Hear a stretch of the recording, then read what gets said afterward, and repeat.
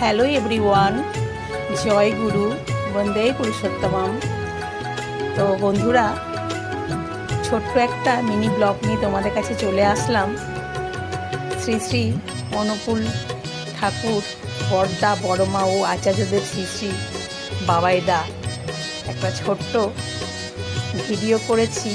আমাদের বর্ধমান দুর্গাপুরে মন্দিরে একটা উৎসবে এত সুন্দর করে সাজানো হয়েছিল, তো সেইখানে আমি ভিডিওটা করেছিলাম তোমাদের দেখাবো বলে, যে তোমরা যে যেখানে থাকো সেখানে এরকম উৎসব তো হয়েই থাকে, কারণ দয়াল ঠাকুরের প্রচুর দয়া, সব জায়গায় উনি বিরাজমান।